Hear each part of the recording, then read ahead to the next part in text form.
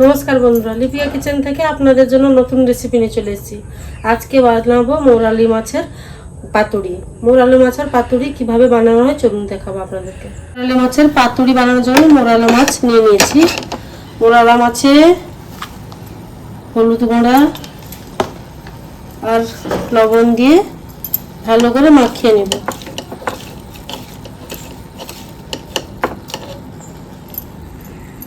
এবারে মৌরালা মাছটাকে কলা পাতায় দিয়ে দিব।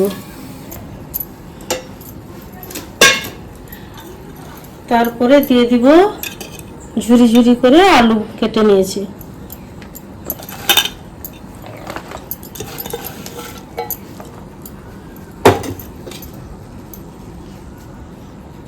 তারপরে দিয়ে দিব কুচানো টমেটো, পেঁয়াজ, কাঁচা লঙ্কা।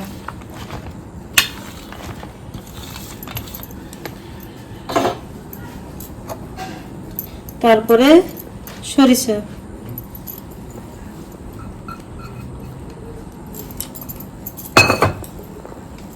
তারপরে দিয়ে দিব হলুদ গুঁড়া, দিয়ে দিব স্বাদ মতন নুন, তারপরে দিয়ে দিব লঙ্কা গুঁড়া, তারপরে দিয়ে দিব সরিষা তেল, দিয়ে ভালোভাবে মাখিয়ে নিতে হবে।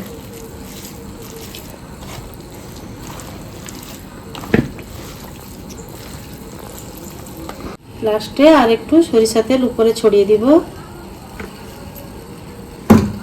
দিয়ে ভালো করে মুড়ে নিব।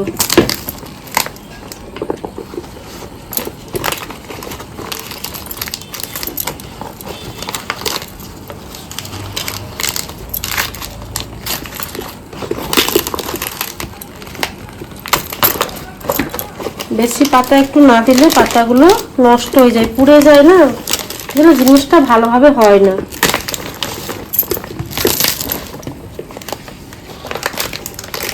এইভাবে মুড়ে নিতে হবে।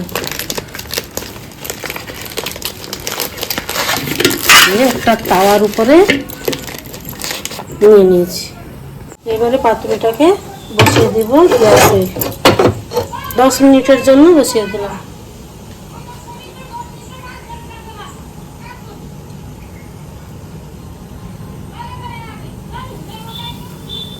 এবারে পাতা পুরাটা আবার 10 মিনিটের জন্য উল্টিয়ে নেব।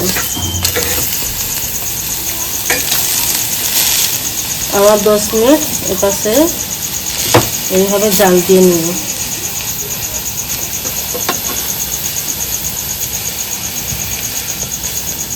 দেখুন বন্ধুরা, পাতা পোড়া তৈরি। মৌরালা মাছ আলু দিয়ে পাতুরি খেতে দারুণ লাগে।